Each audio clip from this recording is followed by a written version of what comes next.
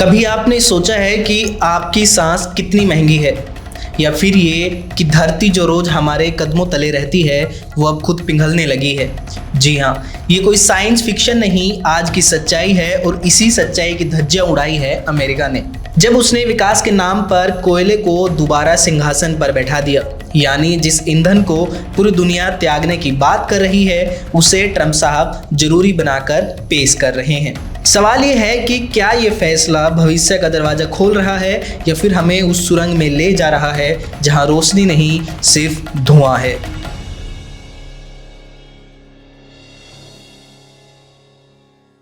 पूरी दुनिया इस वक्त धरती की तासीर में आ रहे बदलाव से लेकर हलकान है, मौसम बेकाबू है, पानी की जगह पसीना बह रहा है और इंसान अपनी बनाई आग में तवा हो रहा है।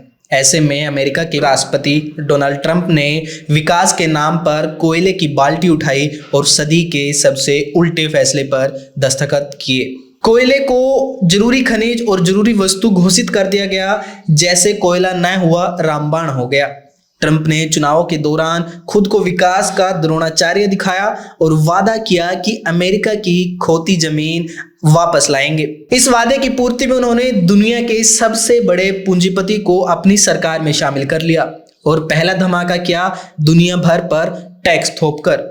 नतीजा ये कि वैश्विक शेयर बाजारों में कत्लेआम मच गया, मध्य वर्ग की बचतें टाटा बाय बाय कर गई और देशों के प्रधानमंत्रियों को बयानबाजी और कार्रवाई का सहारा लेना पड़ा।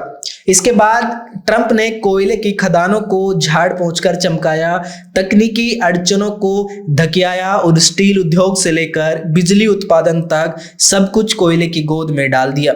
यहाँ तक कि AI यानी आर्टिफिशियल इंटेलिजेंस से बड़ी बिजली की खपत को भी कोयले की छांव में लाया गया।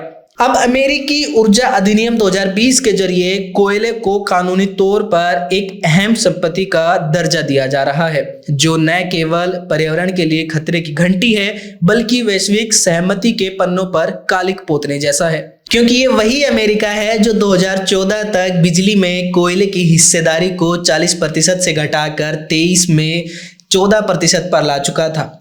लेकिन ट्रंप के आते ही प्रदूषण नियंत्रण की सारी सीमाएं ढीली कर दी गई। ये वही ट्रंप हैं जो कोविड में वैज्ञानिक नजरिए से हटकर चले और पर्यावरण पर भी कुछ वैसा ही रवैया दिखाया। इसी बीच संयुक्त राष्ट्र की COP28 बैठक में कोयले और फॉसिल फ्यूल के इस्तेमाल को न्यूनतम करने का निर्णय हुआ, जिसमें 100 देशों के प्रतिनिधियों ने हिस्सेदारी की और नवीकरणीय ऊर्जा के युग में प्रवेश की बात कही गई। लेकिन कोयले का सच इससे कहीं ज्यादा स्याह है, क्योंकि इसके जलने से निकली गैस न सिर्फ हवा में जहर घोलती है, बल्कि फेफड़ों में आग लगा देती है, राख, जमीन और जल स्रोतों को सालों तक जहरीला बना देती है। ये वही कोयला है जिसकी लूट और जलन ने पिछले 150 सालों में धरती का तापमान बढ़ा दिया और इस विकास के नाम पर गांव के गांव उजड़ते गए, नदियां सूखती गई और पानी जैसे संसाधन खुद प्यासे हो गए। भारत, चीन, ब्राजील जैसे देश इस लूट के इतिहास का हवाला देकर आज भी कोयले की दावेदारी करते हैं। लेकिन हकीकत यही है कि जलवायु परिवर्तन की मार सीधे सीधे आम आदमी की छत, फसल और फेफड़े पर पड़ रही है। हिमालय पिघल रहा है, नदियां बदल रही हैं, बारिशें बिफर रही हैं और गर्मी के दिन कैलेंडर फाड़ कर बाहर आ चुके हैं। इसलिए जब कोयले जैसी नीतियां राष्ट्रवाद के मीठे जहर में लपेटकर परोसी जाती हैं, तो समाज उसका स्वाद नहीं, उसका साइड इफेक्ट भुगतता है। साफ बात यह है कि जीवन और धरती का रिश्ता धागे जितना नाजुक और सांस जितना जरूरी है।